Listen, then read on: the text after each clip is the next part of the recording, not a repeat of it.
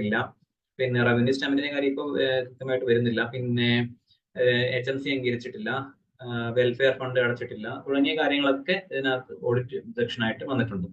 പിന്നെ മറ്റൊരു ഇതാണ്, അപ്പോ ടെൻഡർ നടത്തേണ്ട സംഭവം കൊട്ടേഷൻ കൂടിയാണ് നടത്തിയത്.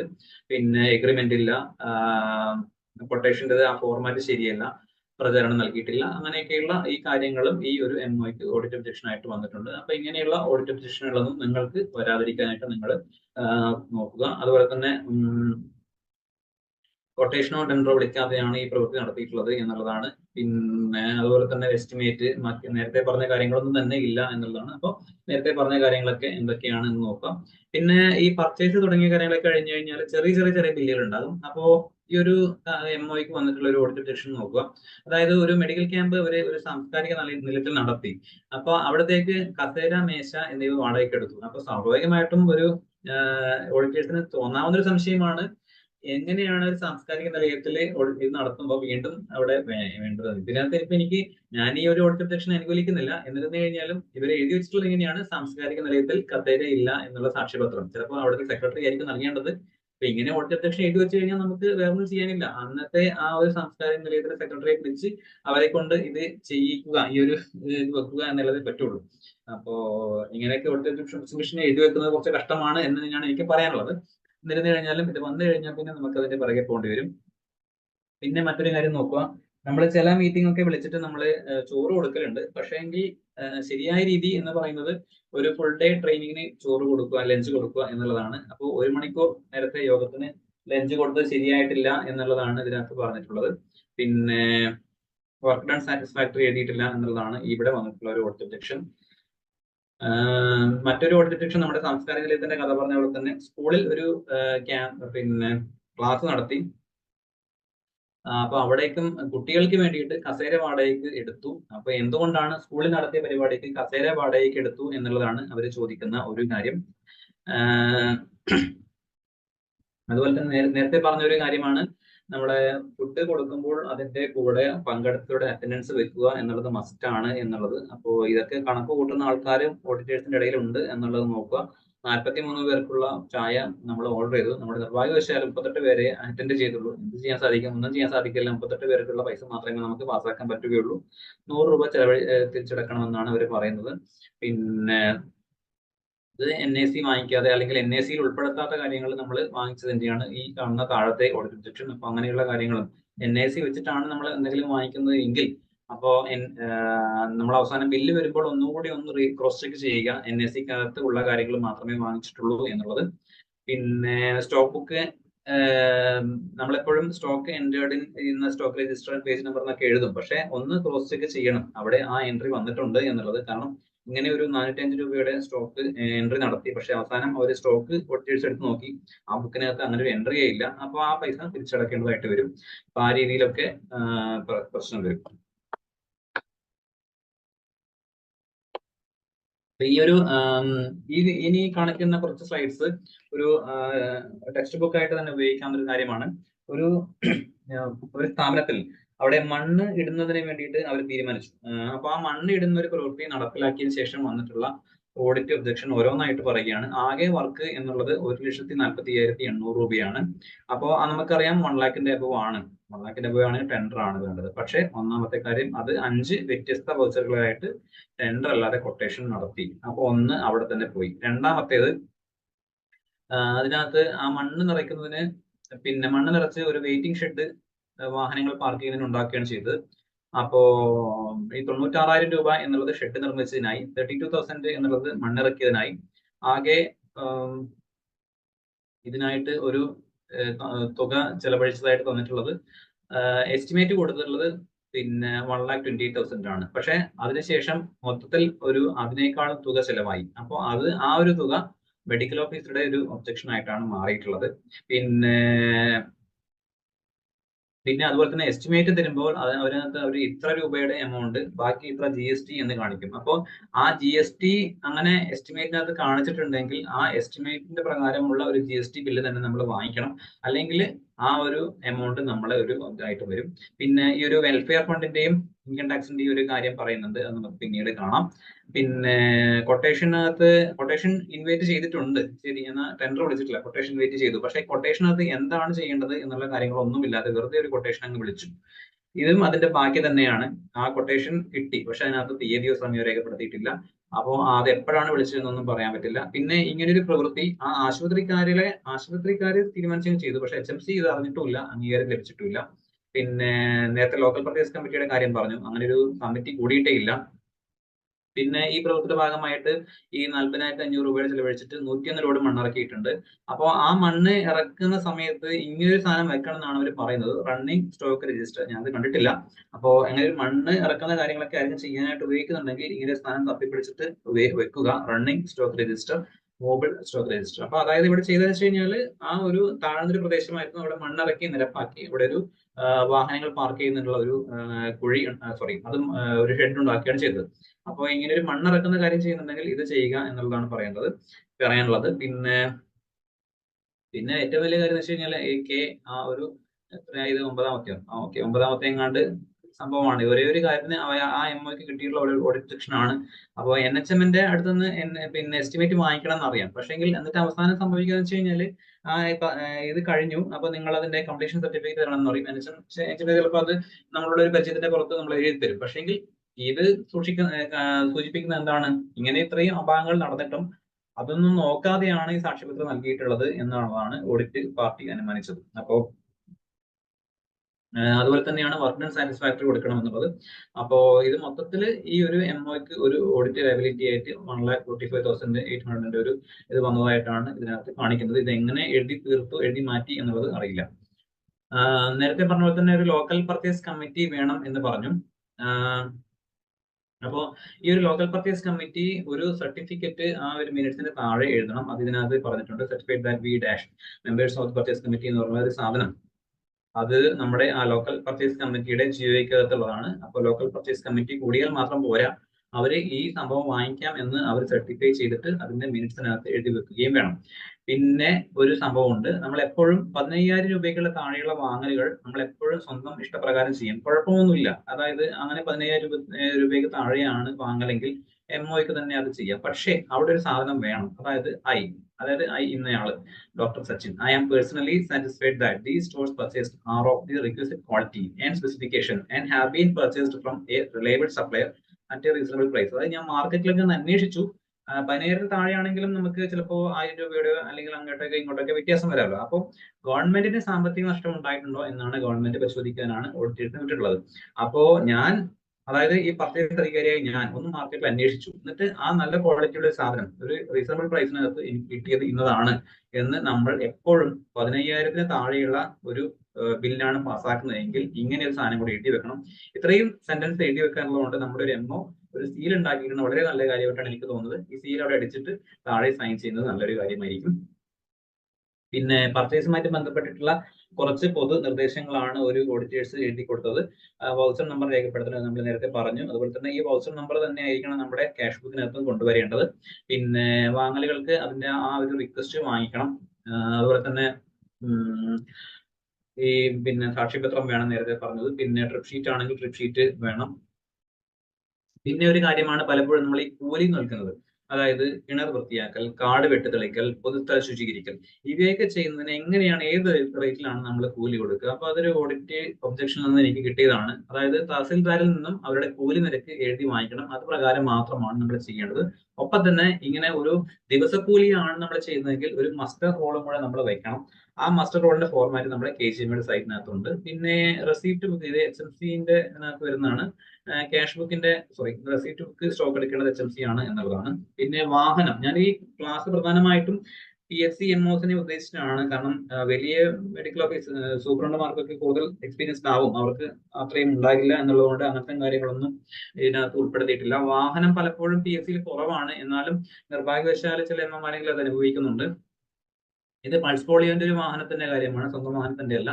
അപ്പോ ആ ഒരു വാഹനത്തിന് ഇന്ധന നിറച്ചുമായിട്ട് ബന്ധപ്പെട്ടിട്ട് വന്ന ഒബ്ജക്ഷൻ ആണ്. അപ്പൊ നമ്മൾ ചെയ്യേണ്ടതെന്ന് വെച്ച് കഴിഞ്ഞാല് നമുക്ക് അങ്ങനത്തെ വാഹനം കിട്ടിക്കഴിഞ്ഞാല് നമ്മൾ പൾസ് പോളിയോക്കാണ് നമുക്ക് എല്ലാ സ്ഥാപനങ്ങൾക്കും വാഹനമില്ലാത്ത സ്ഥാപനങ്ങൾക്കടക്കം വാഹനം കിട്ടുന്നത്. അപ്പൊ അങ്ങനെ കിട്ടുകയാണെങ്കിൽ അവരുടെ ലോഗ് ബുക്കിന്റെ ഒരു കോപ്പിയും കൂടെ നമ്മൾ വാങ്ങിച്ചു വെക്കണം എന്നാണ് പറയാനുള്ളത്. പിന്നെ സ്വന്തം അതാണ് ഇതിനകത്ത് കാണിച്ചിട്ടുള്ളത്. പിന്നെ സ്വന്തം വാഹനമുള്ള ആൾക്കാരുടെ ആണെങ്കിൽ മൈലേജ് ടെസ്റ്റ് ചെയ്യണം. അതുപോലെ തന്നെ ഈ ഈ ഡീസൽ നിറയ്ക്കുമ്പോൾ എത്രയാണ് നിറച്ചത് എന്നൊക്കെയുള്ള നമ്മളൊന്ന് ക്രോസ് ചെക്ക് ചെയ്യണം. അതിന്റെ ലിറ്ററിന്റെ പൈസ മാത്രമേ നമ്മൾ കൊടുത്തിട്ടുള്ളൂ എന്നൊക്കെ നമ്മൾ ഒന്ന് നോക്കണം. അല്ലെങ്കിൽ ഇത്രയും രൂപയൊക്കെ നമ്മൾ ചിലപ്പോൾ തിരിച്ച് അടയ്ക്കേണ്ടതായിട്ട് വരും. പിന്നെ മെഡിസിൻ കൊണ്ടുവരുന്നതിനായിട്ട് വാഹനം ഉപയോഗിക്കുന്നത് കുഴപ്പമില്ല. പക്ഷെങ്കിൽ അതിന്റെ ആ ഒരു വാഹനത്തിന് നമ്മൾ കൊടുക്കുന്ന ട്രിപ്പ് ഷീറ്റിനകത്ത് തന്നെ ഇന്ന ഇഷ്യൂ നോട്ട് പ്രകാരമുള്ളതാണ് എന്നുള്ളത് ഫാർമസിസ്റ്റ് തന്നെ ഒന്ന് എഴുതിയിട്ടുള്ളതൊന്ന് തരണം. പിന്നെ അപ്പൊ ഇതാണ് നമ്മുടെ വാഹനത്തിന്റെ കാര്യം. വാഹനത്തിന്റെ അധികം നമ്മൾ എടുത്തിട്ടില്ല. LSC പ്രൊജക്റ്റുമായിട്ട് ബന്ധപ്പെട്ട കാര്യങ്ങൾ നമ്മൾ ഈ ഒരു പ്രകാരം ഒരു ക്ലാസ് തന്നെ നേരത്തെ കൊടുത്തിട്ടുണ്ട്. ഒന്നാമത്തെ കാര്യം, ഈ പറഞ്ഞ കാര്യങ്ങളൊന്നുമല്ല LSC പ്രൊജക്റ്റിനകത്ത് ചോദിക്കുന്നത്.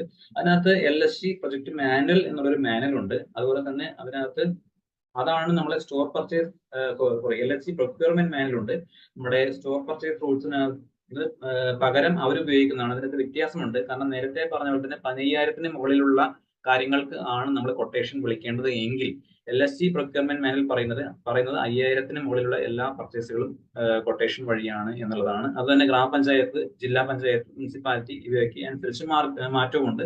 പിന്നെ പ്രൊജക്ട് മാർഗരേഖയിൽ ഉണ്ടോ, സബ്സിഡി മാർഗരേഖയിൽ ഉണ്ടോ എന്നൊക്കെ നോക്കിയിട്ടാണ് ഓഡിറ്റ് ഒബ്ജക്ഷൻ വരുന്നത്. അപ്പൊ ഇതൊന്നും ഡീറ്റെയിൽസിലേക്ക് പോയി കഴിഞ്ഞാൽ ഇന്ന് നിൽക്കില്ല. അപ്പൊ നേരത്തെ ഇതിന്റെ ഒരു ക്ലാസ് കൊടുത്തിട്ടുണ്ട്. ആ ക്ലാസ് നിങ്ങൾക്ക് കേൾക്കാം. ഇവിടെ ക്ലിക്ക് ചെയ്താൽ മതി. നേരത്തെ പറഞ്ഞ പ്രൊജക്ട് മാർഗരേഖ എന്തായാലും വായിക്കണം. അത് വായിക്കാതെ ആരും തന്നെ LSC പ്രൊജക്ട് ചെയ്യാൻ പാടില്ല. നിലവിൽ പ്രചാരത്തിലുള്ളത് ഈ 2022 ഇറങ്ങിയിട്ടുള്ള പഞ്ചായത്തുകൾക്കുള്ള ഈ മാർഗരേഖയും മുനിസിപ്പാലിറ്റികൾക്കാണെങ്കിൽ അതേ വർഷം തന്നെ ഇറങ്ങിയിട്ടുള്ള ഈ മാർഗരേഖയും, അതുകൂടാതെ തന്നെ സബ്സിഡി മാർഗരേഖ എന്നുള്ളത് പഞ്ചായത്തുകളും മുനിസിപ്പാലിറ്റികളും പൊതുവായിട്ട് പാലിക്കേണ്ട ഒന്നാണ്. അതും 2022 ഇറങ്ങിയിട്ടുള്ളതാണ് നിലവിൽ പ്രചാരത്തിലുള്ളത്. അപ്പൊ ഇതൊക്കെ നമ്മുടെ KGMIയുടെ സൈറ്റിനകത്ത് ഉണ്ട്. അപ്പൊ ഇത്രയും കാര്യങ്ങളാണ് ഞാൻ ഓഡിറ്റ് ഒബ്ജക്ഷനുകൾ പലപ്പോഴും പല സ്ഥലത്തു നിന്ന് വന്നത് ശേഖരിച്ചിട്ട് നമ്മൾ ക്രോഡീകരിച്ചിട്ടുള്ളത്. ഇത്രയും കൊണ്ട് തീരുന്നില്ല. നമ്മൾ MO നോക്കേണ്ട കുറച്ച് കാര്യങ്ങളും കൂടെ പറയാനുണ്ട്. അത് ഇത്രയാണ്.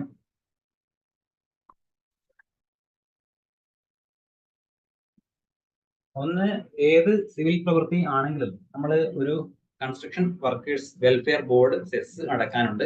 അത് നേരത്തെ പറഞ്ഞു. അത് അടക്കാത്തതിന് കുറച്ച് പേർക്ക് ഓഡിറ്റ് ഒബ്ജക്ഷൻ വന്നത്. ഒപ്പം തന്നെ 30,000 രൂപയ്ക്കുള്ള വർക്ക് ആണ് എങ്കിൽ 2% TDS അടക്കാനുണ്ട്. പിന്നെ നമ്മൾ ചെയ്യേണ്ട ഒരു പ്രൊസീജിയർ എപ്പോഴെങ്കിലൊക്കെ ചെയ്യേണ്ടി വരുന്ന ഒരു കാര്യമാണ് കെട്ടിടം പൊളിച്ചു നീക്കുക, മരം മുറിച്ച് നീക്കുക. പിന്നെ ലീവ് അപ്ലൈ ചെയ്യുന്ന സമയത്ത് നമ്മൾ ചില കാര്യങ്ങൾ ശ്രദ്ധിക്കേണ്ടതുണ്ട്. PG എത്താർഷിപ്പ്. അതുപോലെ തന്നെ ആരെങ്കിലും ഇങ്ങനെ അൺഓതറൈസ്ഡ് ആയിട്ട് പോവുകയാണെങ്കിൽ അത് റിപ്പോർട്ട് ചെയ്തത് എങ്ങനെ. പിന്നെ ഏറ്റവും അവസാനമായിട്ട് ചാർജ് ഹാൻഡ് ഓവർ ചെയ്യുമ്പോൾ നമ്മൾ ശ്രദ്ധിക്കേണ്ട കാര്യങ്ങൾ. ഈ ഒരു 6 കാര്യങ്ങളും കൂടി ഒരു കുറച്ച് സ്ലൈഡിലും കൂടെ പറഞ്ഞിട്ട് നമുക്ക് നിർത്താം. ഒന്ന്, ഈ കൺസ്ട്രക്ഷൻ വർക്കേഴ്സ് വെൽഫെയർ ബോർഡ് സെസ്സും അതിന്റെ TDS-ഉമാണ്. നമ്മൾ ഒരു ചെറിയ ഒരു പ്രവൃത്തി, അത് കഴിഞ്ഞ ദിവസം ഞാനത് ഈ പറഞ്ഞ ലേബർ ഓഫീസിൽ പോയിട്ട് അന്വേഷിച്ചതാണ്. അവര് പറഞ്ഞ അതേ വാക്ക് തന്നെയാണ് ഞാൻ എഴുതിയിട്ടുള്ളത്. നമ്മുടെ ഒരു ജനലിന്റെ ഒരു കർട്ടൻ ഫിറ്റ് ചെയ്യുന്നതാണെങ്കിൽ പോലും അതിന് നമ്മൾ കൺസ്ട്രക്ഷൻ വർക്കേഴ്സ് വെൽഫെയർ ബോർഡിന്റെ സെസ് അടക്കണം. അത് വീടുകൾക്കാണെങ്കിൽ അവർ വേറെ ഒരു റേറ്റ് കാണിച്ചു തന്നു. അവര് പക്ഷേ ഗവൺമെന്റ് സ്ഥാപനത്തിനാണെങ്കിൽ 10 ലക്ഷത്തിൽ താഴെയുള്ളതാണെങ്കിൽ 1% അടച്ചാൽ മതി എന്നാണ് പറയുന്നത്. അപ്പൊ ഇത് നമ്മൾക്കുള്ള പ്രാധാന്യം എന്താണെന്ന് വെച്ച് കഴിഞ്ഞാൽ, നമുക്കൊരു പുതിയ കെട്ടിടം എടുക്കുമ്പോൾ അതിന് ആ കോൺട്രാക്ടറോ അല്ലെങ്കിൽ അതിന്റെ എഞ്ചിനീയേഴ്സും കാര്യങ്ങളൊക്കെ നോക്കിക്കോളും. പക്ഷെ നമ്മൾക്കൊരു NHM അൺപെയ്ഡ് ഫണ്ട് അല്ലെങ്കിൽ നമുക്ക് HMC ചെറിയ എന്തെങ്കിലും ഒരു കൺസ്ട്രക്ഷൻ ഒക്കെ ചെയ്യുന്നുണ്ട് എങ്കിൽ അവിടെ ഇംപ്ലിമെന്റിംഗ് ഓഫീസർ നമ്മളെ ബന്ധപ്പെട്ട മെഡിക്കൽ ഓഫീസറാണ്. അപ്പോ അവിടെ നമുക്ക് ഈ പറഞ്ഞ 1% സെസ് അടച്ചിട്ടില്ല എങ്കിൽ അതിന് നേരത്തെ പറഞ്ഞ പോലെ തന്നെ ഓഡിറ്റ് ഒബ്ജക്ഷൻ വരും. അപ്പം നമുക്ക് അവിടെ ചെയ്യാനുള്ളതെന്ന് വെച്ച് കഴിഞ്ഞാൽ, ഇപ്പം അൺപെയ്ഡ് ഫണ്ട് വരുന്നത് കുറവാണ്. ഞാൻ അൺപെയ്ഡ് ഫണ്ടിന്റെ ഉദാഹരണം പറയുകയാണെങ്കിൽ, നമുക്കൊരു അൺപെയ്ഡ് ഫണ്ട് ഒരു 1 lakh അനുവദിച്ചു. ഈ അൺപെയ്ഡ് ഫണ്ട് അനുവദിച്ചു കഴിഞ്ഞാൽ നമുക്ക് തോന്നും നമുക്ക് മൊത്തം ഈ 1 lakhനും ചെയ്യാൻ പറ്റും എന്നുള്ളത്. ഒന്നാമത്തെ കാര്യം, അതായത് ഒരു സ്ഥലത്തേക്ക് നമുക്ക് ഒരു ഒബ്സർവേഷൻ റൂം നേരത്തെ പറഞ്ഞ പാർട്ടീഷൻ ചെയ്യാനുണ്ട്, ഫാബ്രിക്കേഷൻ ചെയ്യാനുണ്ട്. അപ്പൊ ഒരു കൺസ്ട്രക്ഷൻ പോലെയുള്ള ഒരു വർക്കാണ്.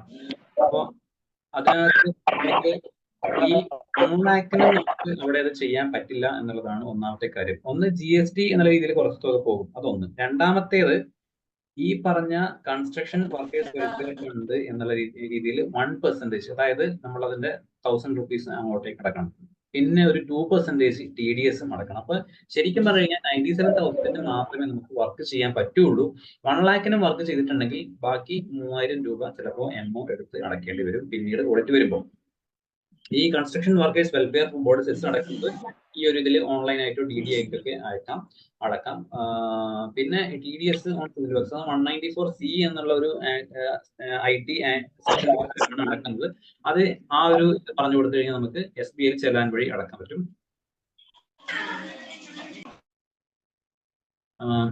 പിന്നെ ഇതാണ് നമ്മുടെ, ഇത് അത്രയും ക്ലിയർ ആയിട്ടുണ്ടാവില്ല എന്നുള്ളത് എനിക്കറിയാം. പക്ഷെ ഞാൻ ഇത്രയും പറയുന്നുള്ളൂ. ബാക്കിയുള്ള കാര്യങ്ങൾ നിങ്ങളൊന്ന് അന്വേഷിക്കുക. ഈ കൺസ്ട്രക്ഷൻ വർക്കേഴ്സ് വെൽഫെയർ ബോർഡ് സെസ്സും പിന്നെ TDSഉം. പിന്നെ അടുത്താണെന്ന് വെച്ച് കഴിഞ്ഞാൽ നമ്മൾ ചെയ്യേണ്ടി വരാൻ സാധ്യതയുള്ള ഒന്നാണ് ഒരു ബിൽഡിംഗ് ഡെമോളിഷൻ ചെയ്യുക എന്നുള്ളത്. അപ്പോ പലപ്പോഴും ഒരു പുതിയ ബിൽഡിംഗ് എടുക്കുന്നതിന്റെ ഭാഗമായിട്ടോ അല്ലെങ്കിൽ അൺഫിറ്റ് ആയിട്ടുള്ള രീതിയിൽ ചില ബിൽഡിങ്ങുകൾ നമുക്ക് ഡെമോളിഷൻ ചെയ്യേണ്ടി വരും. ഒന്നാമതായിട്ട് നമ്മൾ ചെയ്യേണ്ടത്, നമ്മൾ ഡെമോളിഷൻ ചെയ്യേണ്ടത് കാര്യം ഒരു HMC ബോഡിയിലോ അല്ലെങ്കിൽ പഞ്ചായത്ത് ഭരണസമിതിയിലോ ഒക്കെ ആലോചിച്ച് തീരുമാനമെടുക്കണം. അല്ല എങ്കിൽ MOയുടെ സ്വന്തം ഇഷ്ടത്തിന് അതങ്ങ് ഡെമോളിഷൻ ചെയ്തതായിട്ട് വരും. ഒന്നാമത്തേത്. രണ്ടാമത്തേത്, ആ ഒരു തീരുമാനം നമുക്ക് എടുത്തു വെക്കാം. അപ്പോഴത്തേക്കും നമ്മൾ ചെയ്യേണ്ടത് കൺസേൺഡ് എഞ്ചിനീയർ, അത് PWD ആണെന്നൊന്നും പറയുന്നില്ല, പഞ്ചായത്ത്, മുനിസിപ്പാലിറ്റി, കോർപ്പറേഷൻ, ഏത് എഞ്ചിനീയർക്കാണെങ്കിലും അവർക്കൊരു കത്ത് കൊടുക്കാം. രണ്ട് കാര്യങ്ങളാണ് അവർ ചെയ്യേണ്ടത്. ഒന്ന്, ഈ ബിൽഡിംഗ് പൊളിക്കാൻ നമ്മൾ ഉദ്ദേശിക്കുന്ന, അതായത് ചിലപ്പോൾ പുതിയൊരു ബിൽഡിംഗ് പണിയേണ്ടതിന്റെ ആവശ്യത്തിലേക്കായിരിക്കാം, അങ്ങനെ നമ്മൾ പൊളിക്കാനായിട്ട് ഉദ്ദേശിക്കുന്ന, പൊളിച്ചു മാറ്റാനായിട്ട് ഉദ്ദേശിക്കുന്ന ബിൽഡിംഗ് ഫിറ്റ് ആണോ അൺഫിറ്റ് ആണോ. എന്തായാലും നമുക്ക് കുഴപ്പമില്ല. ഇനി ഫിറ്റ് അല്ലാത്ത സാധനം അൺഫിറ്റ് ആക്കി തരണം നമുക്ക് നിർബന്ധിക്കാനൊന്നും പറ്റില്ല. ജീവിച്ചിരിക്കുന്ന ഒരാളെ മരിച്ചു എന്ന് നമ്മൾ സർട്ടിഫിക്കറ്റ് കൊടുക്കാറില്ലല്ലോ. അതുപോലെ തന്നെ എഞ്ചിനീയറോടും പോയിട്ട് നമുക്ക് ഇത് അൺഫിറ്റ് ആണെന്ന് വരാൻ നമുക്ക് നിർബന്ധിക്കാനൊന്നും പറ്റില്ല. ഫിറ്റ് ആണോ അൺഫിറ്റ് ആണോ ഒന്ന്. രണ്ടാമത്തേത്, KFC ഫോം 17/21 നമ്മളെ കണ്ടംനേഷൻ ചെയ്യുന്ന അതേ ഇതിൽ തന്നെ നമ്മളെ അതുപോലെ തന്നെ ഒരു ഫോർമാറ്റ് ആണ്. അതിനകത്ത് സർവേ റിപ്പോർട്ട് അഥവാ വാല്യുവേഷൻ സർട്ടിഫിക്കറ്റ്, ഇത് രണ്ടും തരാനായിട്ട് പറയുക. ഇത് തന്നു കഴിഞ്ഞാൽ നമുക്ക് ഇതിനകത്ത് തന്നെ ഒരു ഡിസ്മാൻഡ്ലിംഗ് എസ്റ്റിമേറ്റും ഫിറ്റ് സർട്ടിഫിക്കറ്റും അങ്ങനെയുള്ള കാര്യങ്ങളൊക്കെ ഉണ്ടാകും. അപ്പോൾ ഈ കാര്യങ്ങളൊക്കെ കിട്ടിക്കഴിഞ്ഞാൽ നമുക്ക് അത് DMOയ്ക്ക് സമർപ്പിക്കാം. അതിന്റെ കൂട്ടത്തിൽ ചെയ്യാനുള്ളത്, നമ്മൾക്ക് കിട്ടുന്നത് ഫിറ്റ് ബിൽഡിംഗ് ആണ് എന്നുള്ളതാണെങ്കിൽ എന്തിന് ഇത് ഡെമോളിഷൻ ചെയ്യണം എന്നുള്ള ഒരു ആവശ്യകത സാക്ഷ്യപത്രം അത് മെഡിക്കൽ ഓഫീസർ വെക്കണം. അതായത് ഇത് വായിച്ചു നോക്കുന്ന ഒരാൾക്ക് മനസ്സിലാകണം എന്തുകൊണ്ടാണ് ഈ ഒരു പുതിയ, അല്ലെങ്കിൽ പുതിയതെന്ന് പറയാൻ പറ്റില്ല, ഫിറ്റ് ആയിട്ടുള്ള ബിൽഡിംഗ് എന്തിനാണ് ഡെമോളിഷൻ ചെയ്യുന്നത്.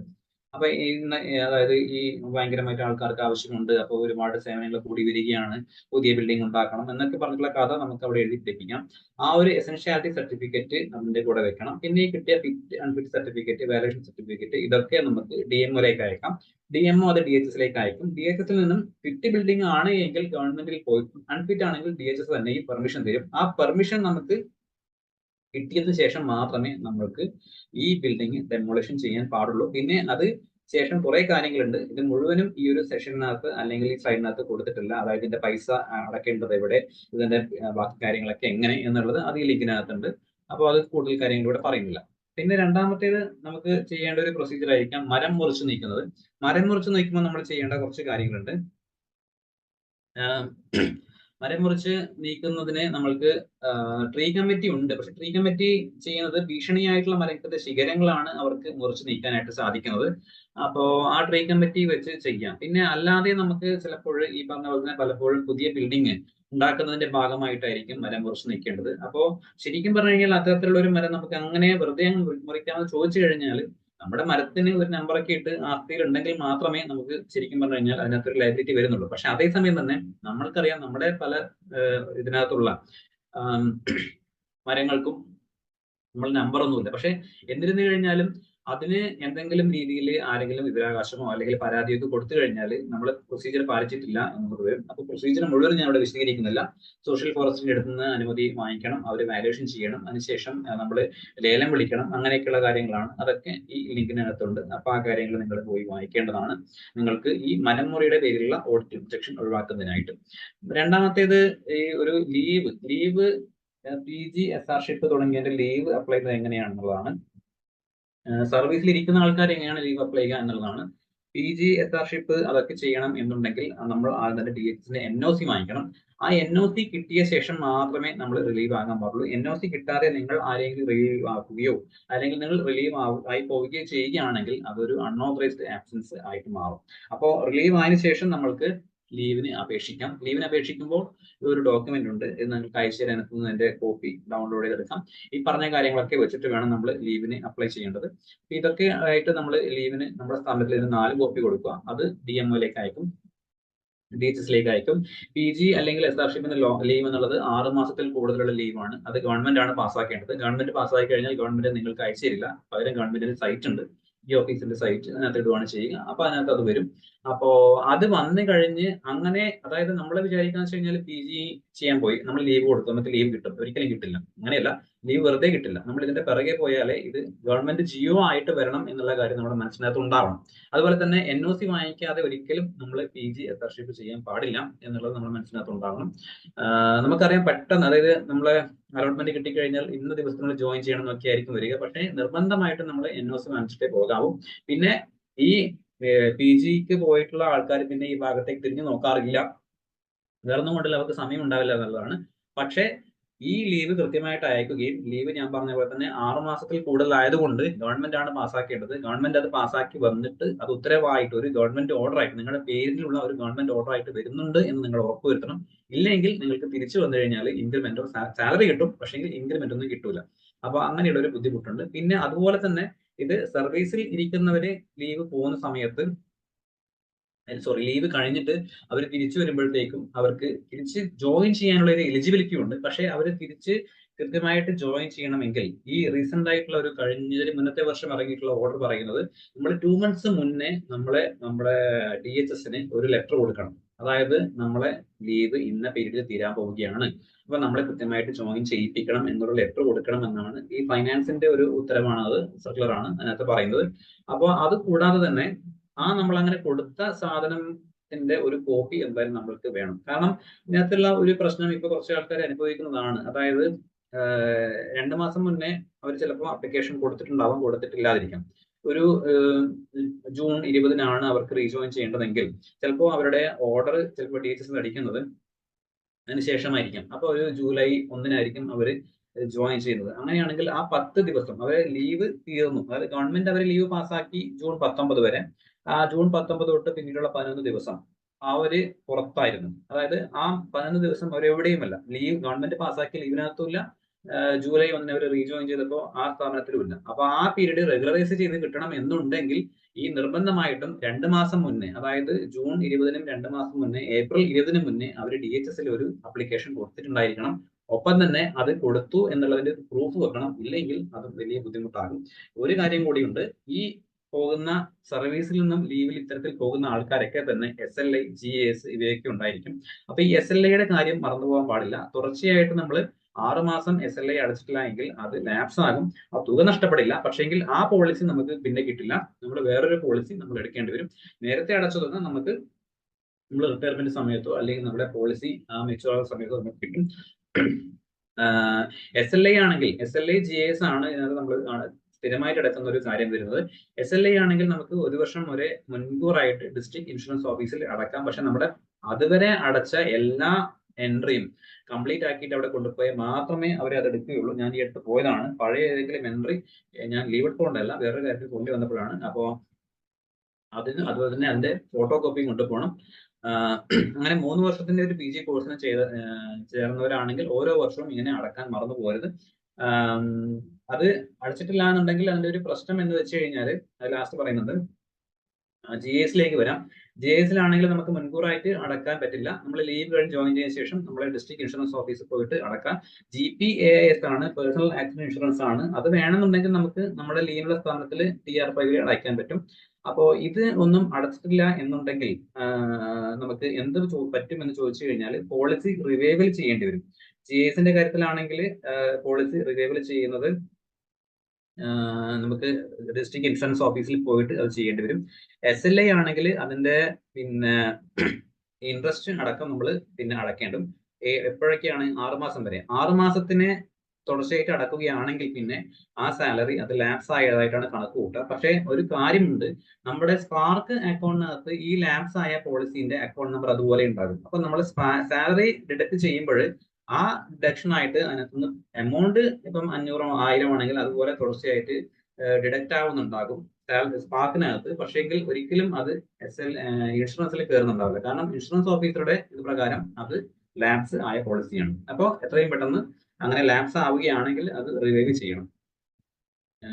മറ്റൊരു കാര്യം പറയാനുള്ളത്, ഇങ്ങനെ ലീവ് കൃത്യമായിട്ട് ഒന്നും എഴുതി തരാതെ അൺഓതറൈസ്ഡ് പോയ ആൾക്കാരെ എങ്ങനെയാണ് റിപ്പോർട്ട് ചെയ്യുക എന്നുള്ളത്. പലപ്പോഴും നമ്മൾ വെറുതെ ഒരു കത്ത് എഴുതി DMOയിലേക്ക് കൊടുത്തോളും, യാതൊരു കാര്യവുമില്ല. അങ്ങനെയല്ല അൺഓതറൈസ്ഡ് റിപ്പോർട്ട് ചെയ്യേണ്ടത്. ഒരാള് ഇത്തരത്തിൽ ജോലിക്ക് ഹാജരാകുന്നില്ല എന്ന് അറിയുകയാണെങ്കിൽ നമ്മൾ അവരെ ഒരു ഫോണിൽ വഴിയോ അല്ലെങ്കിൽ എന്തെങ്കിലും രീതിയിൽ ബന്ധപ്പെടാൻ ശ്രമിക്കുക. അപ്പൊ അയാള് ചിലപ്പോൾ എന്തെങ്കിലും അസുഖമായിട്ടോ അല്ലെങ്കിൽ ബന്ധുക്കളുടെ അസുഖം കാരണമായിരിക്കും. അങ്ങനെയാണെങ്കിൽ നമുക്കത് വരവ് വെക്കാൻ കുഴപ്പമില്ല, അയാൾക്ക് കുറച്ച് റിലാക്സേഷൻ കൊടുക്കാം. പക്ഷെ ഒരു കാരണവശാലും അയാളോട് ലീവ് കൃത്യമായിട്ട് അയച്ചു തരാൻ പറഞ്ഞാൽ മതിയാവും, കുഴപ്പമില്ല. പക്ഷെ ഒരു കാരണവശാലും ജോലിക്ക് ഹാജരാകാൻ തയ്യാറായിട്ടുള്ള ഒരാളല്ല എങ്കിൽ നമുക്ക് അന്ന് തന്നെ അയാൾക്ക് രേഖാമൂലം ഒരു കത്ത് അയക്കണം. ഇത് രേഖാമൂലം അയക്കുക എന്നുള്ളത് വളരെ പ്രാധാന്യമുള്ളതാണ്. കാരണം നമ്മൾ പിന്നീട് കഷ്ടപ്പെട്ട് അൺഓതറൈസ്ഡ് റിപ്പോർട്ട് ചെയ്യും. പിന്നീട് അയാൾ അത് അൺഓതറൈസ്ഡ് പോയ ആൾ വലിയ കാര്യത്തിൽ കോടതിയിൽ പോകും.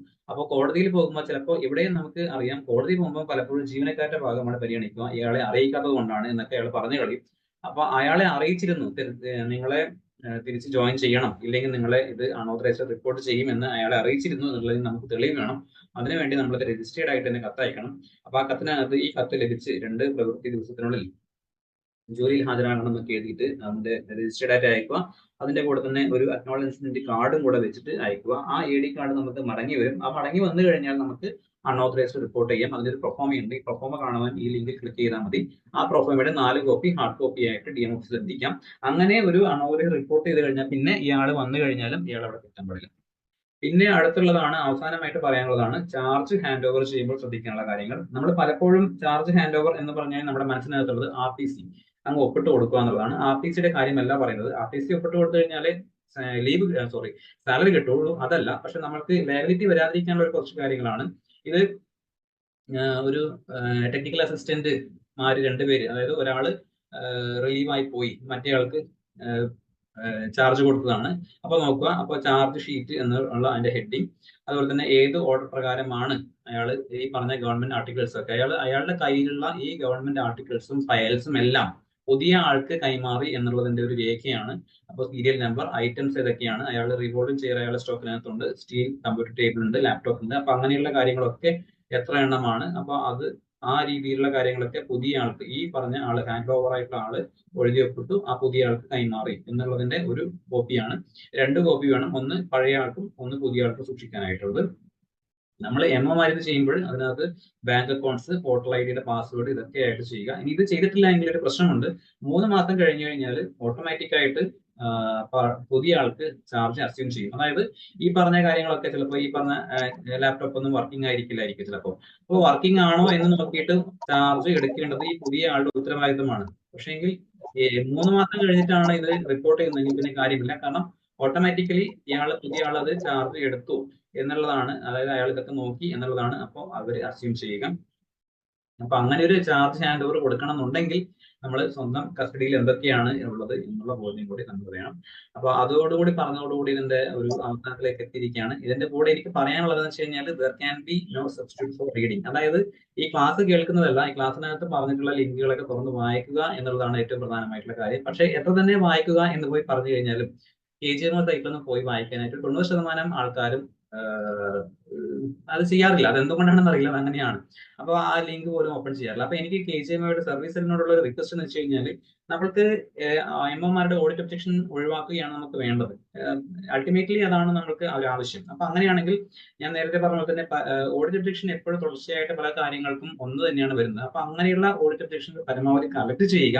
അത് PH മുതൽ മേജർ ആശുപത്രികൾ വരെയുള്ളത് കളക്ട് ചെയ്യുക. സർവീസുകളുടെ റിക്വസ്റ്റ് ആണ്. അത് കളക്ട് ചെയ്ത് ഒരു ബുക്കായിട്ട് പബ്ലിഷ് ചെയ്യുക എന്നുള്ളതാണ് സർവീസ് സെല്ലിനോട് എന്റെ റിക്വസ്റ്റ്. നേരത്തെ പറഞ്ഞ പോലെ തന്നെ KGMയുടെ ഒഫീഷ്യൽ വെബ്സൈറ്റിനകത്ത് നമുക്ക് അക്കാഡമിക്സിന് സർവീസ് മാറ്റേഴ്സിനും ഒരു സെക്ഷൻ തന്നെയുണ്ട്. ഇതിനകത്ത് സർവീസ് മാറ്റേഴ്സിനകത്ത് ഈ ബുക്കിന്റെ കാര്യങ്ങൾ അല്ലെങ്കിൽ ഈ പറഞ്ഞ രീതിയിലുള്ള ഓഡിറ്റ് ഒബ്ജക്ഷൻസിന്റെ കാര്യങ്ങൾ സർവീസിൽ തയ്യാറാക്കി തരികയാണെങ്കിൽ നമുക്കത് കൊടുക്കാൻ സാധിക്കും. കാരണം ഈ സൈറ്റ് ഹാൻഡിൽ ചെയ്യുന്നത് ഞാൻ തന്നെയാണ്. അതുപോലെ തന്നെ എംഒസ് കേട്ടുകൊണ്ടിരിക്കുന്ന എംഒസിനുള്ള റിക്വസ്റ്റ് എന്ന് പറയുന്നത്, ഇങ്ങനെ ക്ലാസ്സിൽ പറയുന്നത് കേട്ടതുകൊണ്ട് കാര്യമില്ല, അല്ലെങ്കിൽ അത് ഞാനിപ്പോൾ പറയുന്നത് ചിലപ്പോൾ എന്നോട് ഒരു ഓഫ്ലൈൻ ആയിട്ട് ഒരാളെ ചോദിക്കുകയാണെങ്കിൽ ഞാനിപ്പോൾ അന്നേരം എനിക്ക് തോന്നുമായിരിക്കും പറയുക, പക്ഷെങ്കിൽ സച്ചിൻ ഇന്ന ക്ലാസ്സിൽ ഇന്ന് പറഞ്ഞതുകൊണ്ട് എന്നുള്ളത് കൊണ്ട് ഒരു ഓഡിറ്റ് ഒബ്ജക്ഷനും ആരും ഒഴിവാക്കി തരില്ല. നിങ്ങൾക്ക് വേണ്ടത്, നിങ്ങൾ കോട്ട് ചെയ്യേണ്ടത് മാർഗരേഖ അല്ലെങ്കിൽ ജിയോ തന്നെയാണ്. അത് നിങ്ങൾ തപ്പിയെടുത്ത് നിങ്ങളുടെ പേഴ്സണൽ കസ്റ്റഡിയിൽ വെക്കുക എന്നുള്ളതാണ് വേണ്ടത്. അതിന് KGMAയുടെ സൈറ്റ് ഒരു നല്ലൊരു റിസോഴ്സ് ആണ്. അപ്പോൾ രണ്ടാമത്തെ കാര്യം എന്നുള്ളത്, നിങ്ങളെ തന്നെ ഒരു ഓഡിറ്ററായിട്ട് സങ്കല്പിച്ചുകൊണ്ട് ജോലി ചെയ്യുക. അതായത് നിങ്ങളൊരു ഓഡിറ്ററായിട്ട് പോവുകയാണെങ്കിൽ എന്തൊക്കെയാണ് നിങ്ങളുടെ സ്ഥാപനത്തിൽ നിങ്ങൾ നോക്കുക എന്നുള്ള രീതിയിൽ നിങ്ങൾ ജോലി ചെയ്യുക. അങ്ങനെ ഒരു കാര്യം നിങ്ങൾക്ക് എങ്ങനെ ചെയ്യാം എന്നുള്ളതാണെങ്കിൽ ഈ ഒരു ബുക്ക് KGMA ഇറക്കുകയാണെങ്കിൽ അതൊരു സഹായമാകും. അത് കൂടാതെ തന്നെ ഓരോ 3 അല്ലെങ്കിൽ 6 മാസം കൂടുമ്പോൾ ഒരു ഇന്റേണൽ ഓഡിറ്റ് നിങ്ങളുടെ സ്ഥാപനത്തിൽ നടത്തുകയാണെങ്കിൽ നിങ്ങൾക്ക് വലിയ രീതിയിൽ ഈ ഓഡിറ്റ് ഒബ്ജക്ഷൻ ഇല്ലാതെ കൊണ്ടുപോകാനായിട്ട് സാധിക്കും എന്നുള്ളതാണ്. അതിന് നമ്മുടെ KGMAയുടെ സൈറ്റ് വലിയ യൂസ്ഫുൾ ആയിരിക്കും. കാരണം KGMAയുടെ ഹെൽത്ത് സർവീസ് സംബന്ധമായ ഡ്യൂട്ടി സമയങ്ങൾ മറ്റ് ജിയോസ് എല്ലാം തന്നെ ഇപ്പോൾ സൈറ്റിനകത്തുണ്ട്. അപ്പോൾ നേരത്തെ പറഞ്ഞ കുറെ ഫോർമാറ്റ്സ് ഉണ്ട്, അതൊക്കെ തന്നെ സൈറ്റിലുണ്ട്. പിന്നെ ഓരോ ഈ പർച്ചേസ് എങ്ങനെ ചെയ്യേണ്ടത്, പ്രൊബേഷൻ ഡിക്ലെയർ ചെയ്യേണ്ടത് എങ്ങനെയാണ്, അങ്ങനെയുള്ള സ്റ്റെപ്പ് ബൈ സ്റ്റെപ്പ് ആയിട്ടുള്ള കാര്യങ്ങൾ സൈറ്റിനകത്തുണ്ട്. പിന്നെ കൂടാതെ നമ്മൾ നേരത്തെ കൊടുത്തിരിക്കുന്ന PPT, IEC ഇതെല്ലാം തന്നെ സൈറ്റിനകത്തുണ്ട്. അപ്പോൾ ആ ഒരു കാര്യങ്ങൾ നിങ്ങൾ കൃത്യമായിട്ട്, അതായത് ക്ലാസ് കേട്ടതുകൊണ്ട് കാര്യമില്ല, വായിച്ചാലേ കാര്യമുള്ളൂ എന്നാണ് എനിക്ക് പറയാനുള്ളത്. അപ്പോൾ അത് നോക്കിയിട്ട് ചെയ്യുകയാണെങ്കിൽ ഓഡിറ്റ് ഒബ്ജക്ഷൻസ് ഇല്ലാതെ മുന്നോട്ട് കൊണ്ടുപോകാനായിട്ട് സാധിക്കുന്നതാണ്. Thank you.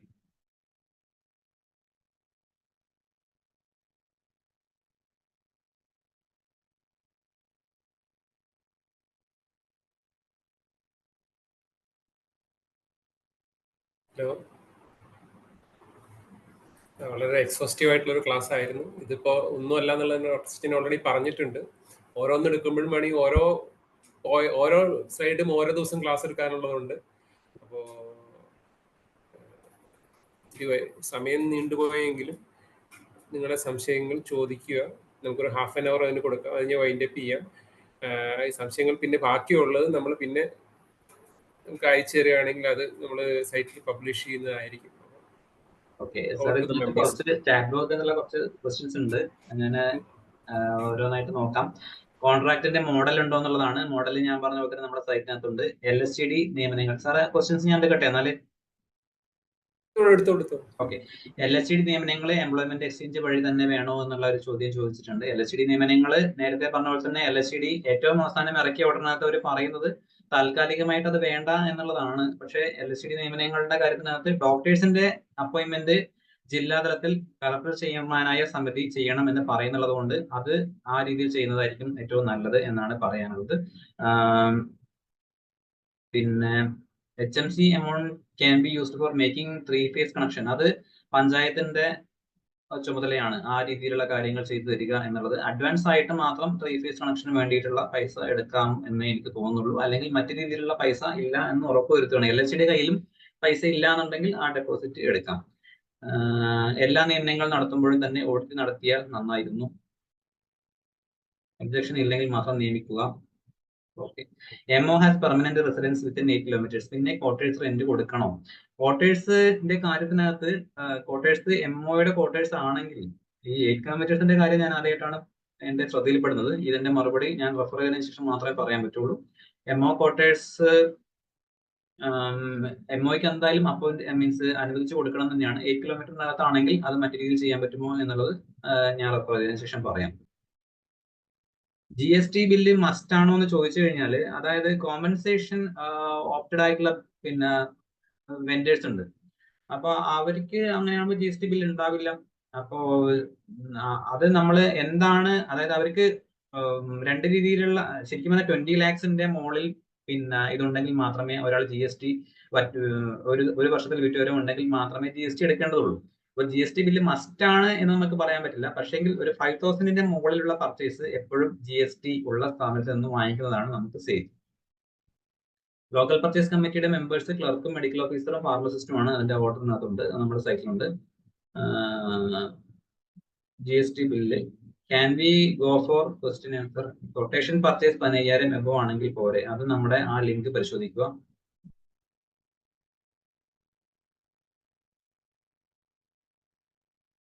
സപ്ലൈകളിൽ നിന്നും വാങ്ങുമ്പോൾ കൊട്ടേഷൻ വേണോ? സപ്ലൈകോന്റെ കാര്യത്തിനകത്ത് നിത്യോപയോഗ സാധനങ്ങൾ സപ്ലൈകോയിൽ നിന്നും വാങ്ങാം എന്നുള്ള വാങ്ങാനായിട്ട് പരമാവധി പ്രയോജനപ്പെടുത്തേണ്ടതാണ് എന്നുള്ളൊരു ഓർഡർ കണ്ടിട്ടുണ്ട്. ആ ഒരു കാര്യമാണ് കണ്ടിട്ടുള്ളത്. അല്ലാണ്ട് നമ്മൾ മെഡിസിൻ സപ്ലൈകോയിൽ നിന്നും വാങ്ങിക്കാം എന്നുള്ള രീതിയിൽ ഓർഡർ കണ്ടിട്ടില്ല.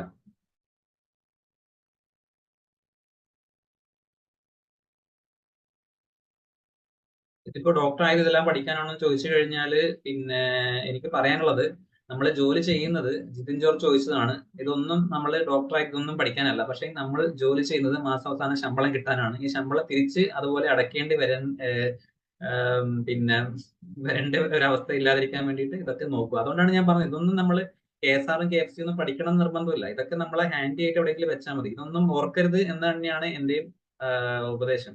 അതായത് ഇതൊന്നും നമ്മൾ മനസ്സിൽ കൊണ്ട് നടക്കേണ്ട കാര്യമൊന്നുമില്ല. ഹാൻഡി ആയിട്ട് എവിടെയെങ്കിലും വെക്കുക, ആവശ്യമുള്ളപ്പോൾ ഉപയോഗിക്കാം. പിന്നെ ക്ലർക്കിന് ഒരു 50% ലയബിലിറ്റിയും കൂടെ ഫിക്സ് ചെയ്യാവുന്നതാണ്. അതിനകത്തും DHSന്റെ ഒരു സർക്കുലർ കണ്ടിട്ടുണ്ട്. FSCക്ക് GST ഇല്ല, TDS അപ്പോൾ എങ്ങനെ അടക്കും? ആ TDS അല്ല ഈ TDS. Administrative induction in service training should be given. Okay. MB MLA fund ഉപയോഗിക്കുമ്പോൾ എന്തെങ്കിലും ശ്രദ്ധിക്കണം. MB MLA ഫണ്ട് ഉപയോഗിക്കുന്നത് എങ്ങനെയാണ്? നമ്മുടെ പിന്നെ ഇംപ്ലിമെന്റിംഗ് ഓഫീസർ ഒരിക്കലും പിന്നെ മെഡിക്കൽ ഓഫീസർ ആവില്ല, DMO തന്നെ ആവുള്ളൂ. അപ്പൊ അതുപോലെ തന്നെ അതിന് ഗൈഡ് ലൈൻസ് വേറെ ഉണ്ട്.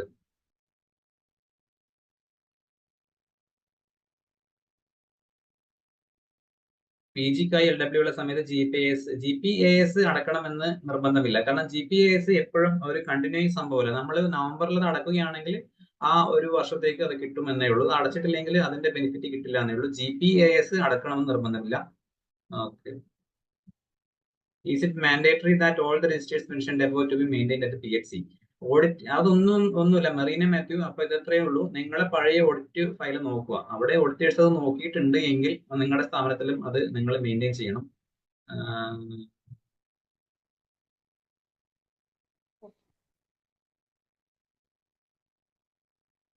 യൂട്ടിലൈസേഷൻ സർട്ടിഫിക്കറ്റ് ആരാണ് എഴുതേണ്ടത്? MO or requested person. Utilisation certificate നമുക്ക് കൊടുക്കേണ്ടി വരുന്നത് പ്രവൃത്തി പൂർത്തീകരണ സാക്ഷ്യപത്രമാണ് ഉദ്ദേശിച്ചതെങ്കിൽ ആരാണോ അതിന് എസ്റ്റിമേറ്റ് തന്നത് അവരാണ് ആ പ്രവൃത്തി പൂർത്തീകരണ സാക്ഷ്യപത്രം നൽകുന്നത്. പിന്നെ നമ്മൾക്ക് ഒരു ഫണ്ട് LSTD മറ്റോ തന്നിട്ട് നമ്മുടെ LSTD ഫണ്ടാണ് ഉപയോഗിക്കുന്നതെങ്കിൽ ആ കേസിലാണെങ്കിൽ നമ്മൾ MO ആണ് ആ യൂട്ടിലൈസേഷൻ സർട്ടിഫിക്കറ്റ് കൊടുക്കേണ്ടത്. ഹെൽത്ത് ഗ്രാന്റിന്റെ കൊട്ടേഷൻ അത് ഇതിലേക്ക് ഞാൻ പോകുന്നില്ല. അതായത് LSTD പ്രൊജക്ടിന്റെ പ്രൊക്യൂർമെന്റ് മാനുവലിന്റെ ക്ലാസ് നിങ്ങൾ കേൾക്കുക. ഹെൽത്ത് ഗ്രാന്റിന് നിലവിൽ LSTDയുടെ പ്രൊക്യൂർമെന്റ് മാനുവൽ തന്നെ പാലിക്കണം എന്നുള്ളതാണ് പറഞ്ഞിട്ടുള്ളത്. ഇലക്ട്രിസിറ്റി, വാട്ടർ, ഇന്റർനെറ്റ് ബിൽ HMCയിലേക്ക് ഇപ്പോൾ പ്രൊജക്ട് വഴി റീകൂപ്പ് ചെയ്യാൻ ഇപ്പോൾ ട്രഷറി സമ്മതിക്കുന്നില്ല. അപ്പോൾ അതൊരു പ്രശ്നമാണ്. അങ്ങനെ ഒരു ചില സ്ഥലത്തെങ്കിലും അതൊരു പ്രശ്നം വന്നിട്ടുണ്ട്. കാരണം പ്രൊജക്ട് വഴിയാണ് ആ ബില്ലുകൾ എടുക്കേണ്ടത്. നേരത്തെ അത് നേരിട്ട് എഴുതിയെടുക്കാമായിരുന്നു. അപ്പോ അതിനെങ്ങനെ ഒരു പരിഹാരം കാണാം എന്നുള്ളത് ഒന്ന് അന്വേഷിക്കേണ്ടി വരും. LSTD പ്രൊജക്ട് വെച്ചിട്ട് ലാപ്ടോപ്പ് സബ് സെന്ററിലേക്ക് വാങ്ങിക്കുന്നതിന് തെറ്റൊന്നുമില്ല. പക്ഷെ NHM തരും എന്നുള്ളത് എന്ന് വെച്ച് കഴിഞ്ഞാൽ ഈ അടുത്ത് ഓഡിറ്റേഴ്സ് ഏറ്റവും എന്താ പറയാ നമ്മുടെ വർക്കുമായിട്ട് യാതൊരു ബന്ധമില്ലാത്ത ആൾക്കാരാണ് ഈ പറഞ്ഞ LSTDയുടെ ഓഡിറ്റേഴ്സ്. അപ്പൊ അവര് ഈ കഴിഞ്ഞ ഒരു ഓഡിറ്റ് ഒബ്ജക്ഷൻ എഴുതി വെച്ചിട്ടുള്ളത് കണ്ടെന്ന് വെച്ച് കഴിഞ്ഞാൽ JPHനെ ഉപയോഗിക്കാനായിട്ട് നമ്മൾ ലാപ്ടോപ്പ് വാങ്ങിച്ചു കൊടുത്തു. നമുക്കറിയാം അവർക്ക് ഒരുപാട് ഡാറ്റ എൻട്രി വരുന്നുണ്ടെന്ന്. പക്ഷെ അവർ എഴുതി വെച്ച ഓഡിറ്റ് ഒബ്ജക്ഷൻ എന്ന് വെച്ച് കഴിഞ്ഞാൽ നഴ്സുമാർക്ക് ലാപ്ടോപ്പ് വാങ്ങിച്ചു കൊടുത്തതിനുള്ള സാഹചര്യം വിശദീകരിക്കുക എന്നുള്ളതാണ്. അപ്പോ എനിക്ക് തോന്നുന്നത് വെച്ച് കഴിഞ്ഞാല് ഈ രീതിയിൽ സബ് സെന്ററിലേക്ക് ലാപ്ടോപ്പോ അല്ലെങ്കിൽ കമ്പ്യൂട്ടറോ വാങ്ങിച്ചു കൊടുക്കുന്നത് തെറ്റില്ല. പക്ഷെ ലാപ്ടോപ്പിന്റെ കാര്യത്തിനേക്കാളും കമ്പ്യൂട്ടർ ആയിരിക്കും നല്ലത് എന്ന് തോന്നുന്നു. പക്ഷെ റീസെന്റ് ആയിട്ട് ഒരു ഓർഡർ കണ്ടത് ലാപ്ടോപ്പ് തന്നെ കമ്പ്യൂട്ടറിനേക്കാളും വാങ്ങിക്കണം എന്നുള്ളതാണ്. കാരണം മുന്നേ വേറൊരു ഓർഡർ ഉള്ളത് ലാപ്ടോപ്പ് സെക്രട്ടറി ലെവലുള്ളവർക്ക് വാങ്ങിക്കണം എന്നുള്ളതായിരുന്നു. എന്തായി കഴിഞ്ഞാലും എന്തിനാണ് ഇത് വാങ്ങിക്കുന്നത് എന്നുള്ള ഒരു നോട്ട് കൂടെ അതിന്റെ ഉണ്ടെങ്കിൽ ഈ പറഞ്ഞ കാര്യങ്ങൾ ചെയ്യുന്നതിന് തെറ്റില്ല. പിന്നെ NHM ഇത് തരുമോ എന്ന് പറഞ്ഞു കഴിഞ്ഞാൽ കഴിഞ്ഞ വർഷം തന്നെ സപ്ലിമെന്ററി TIP ഉൾപ്പെടുത്തി സബ് സെന്ററുകളിലേക്ക് കമ്പ്യൂട്ടർ എത്തിക്കുമെന്ന് പറഞ്ഞിരുന്നു. ഇതുവരെ കണ്ടിട്ടില്ല. അതുകൊണ്ട് അതിൻ്റെത് നിങ്ങളുടെ ബന്ധപ്പെട്ട NHM തന്നെ അന്വേഷിക്കുക.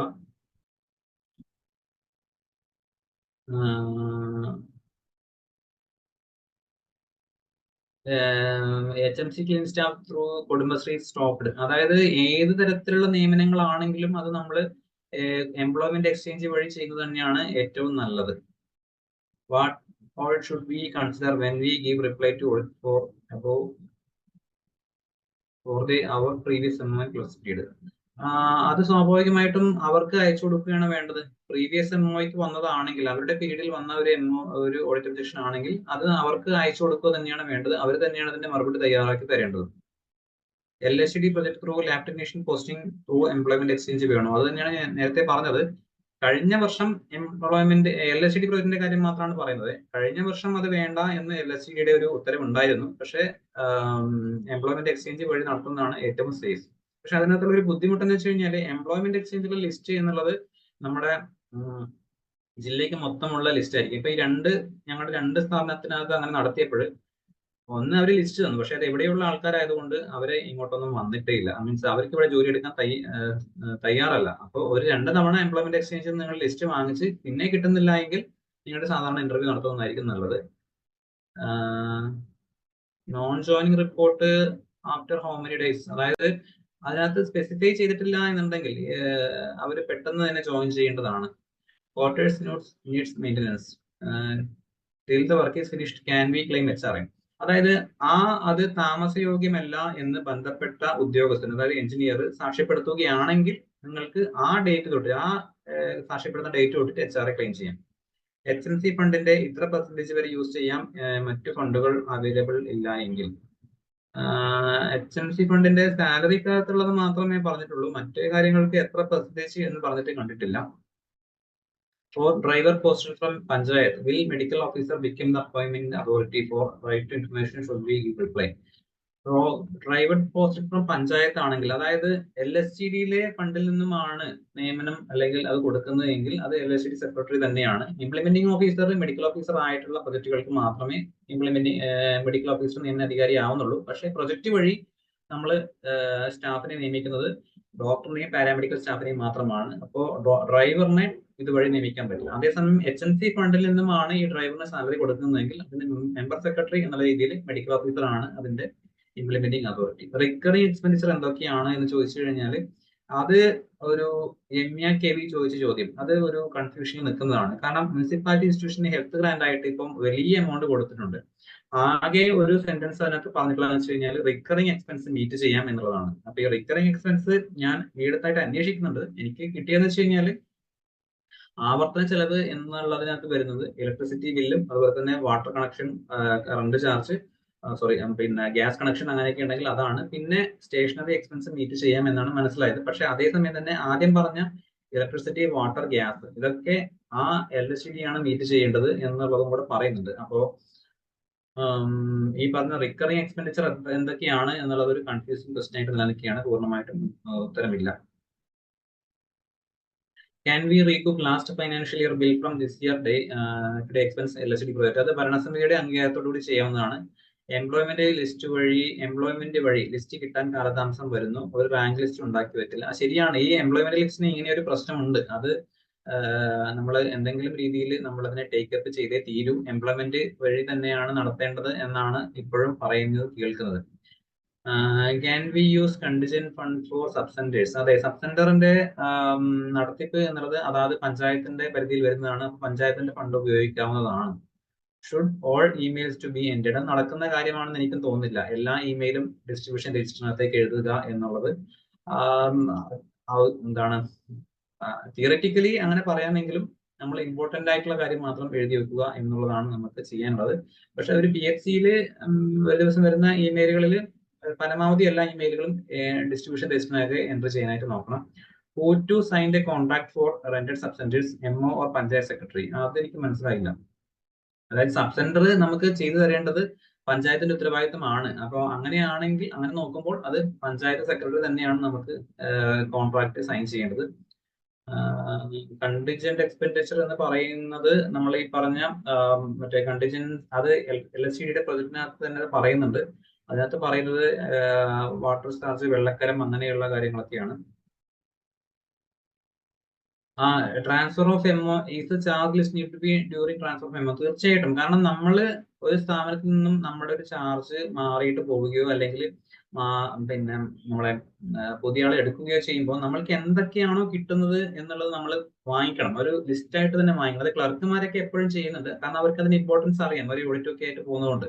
നമ്മൾ MOമാർ ഒരിക്കലും ചെയ്യാത്തൊരു കാര്യമാണ് ഈ ചാർജ് ട്രാൻസ്ഫർ ചെയ്യുമ്പോൾ ചാർജ് ഷീറ്റ് എഴുതി കൊടുക്കാത്തത്. നിർബന്ധമായിട്ടും അത് എഴുതി കൊടുക്കണം. HMC ഫണ്ട് യൂസ് ചെയ്ത് എക്സ്ട്രാ സ്റ്റാഫിനെ പോസ്റ്റ് ചെയ്യാൻ എംപ്ലോയ്മെന്റ് വഴിയല്ലേ നിലവിൽ നടപടി സ്വീകരിക്കേണ്ടത്. ശരിയാണ്, എംപ്ലോയ്മെന്റ് വഴിയാണ് എന്ന് മാത്രമേ ഉത്തരം പറയാൻ സാധിക്കുകയുള്ളൂ. അതിനായി DMO ഓഫീസിൽ നിന്ന് റിക്വസ്റ്റ് പോകണമെന്നാണ് പറഞ്ഞത്. ഇൻസ്റ്റിറ്റ്യൂഷൻ തലത്തിൽ റിക്വസ്റ്റ് കൊടുത്താൽ ലിസ്റ്റ് തരില്ല എന്ന് എംപ്ലോയ്മെന്റ് എക്സ്ചേഞ്ച് പറഞ്ഞു. അപ്പൊ അങ്ങനെയാണെങ്കിൽ ശരിയാണ്, DMOയ്ക്ക് റിക്വസ്റ്റ് കൊടുക്കുകയേ പറ്റുള്ളൂ. അതായത് നിലവിൽ ഇപ്പൊ നോക്കുകയാണെങ്കിൽ പല സ്ഥാപനങ്ങളിലും HMC നേരിട്ട് ഇന്റർവ്യൂ നടത്തി വെച്ച് സ്റ്റാഫ് നിൽക്കുന്നുണ്ട്. അതുപോലെ തന്നെ ഇപ്പോഴും ചില സ്ഥാപനങ്ങളിൽ HMC നേരിട്ട് ഇന്റർവ്യൂ നടത്തുന്നുണ്ട്. ഇതൊക്കെ തെറ്റാണോ എന്ന് ചോദിച്ചു കഴിഞ്ഞാൽ ഏതെങ്കിലും സമയത്ത് എംപ്ലോയ്മെന്റ് എക്സ്ചേഞ്ചുകാരോ അല്ലെങ്കിൽ ഓഡിറ്റേഴ്സോ ഒബ്ജക്ഷൻ ചെയ്യുമ്പോൾ അത് തെറ്റായിട്ട് വരും. പക്ഷേ ഒരു റൂൾ എന്താണ് എന്ന് ചോദിക്കുകയാണെങ്കിൽ എംപ്ലോയ്മെന്റ് എക്സ്ചേഞ്ചിൽ നിന്ന് ലിസ്റ്റ് വാങ്ങിയിട്ട് നിയമിക്കുന്നത് തന്നെയാണ് അതിന്റെ റൂൾ.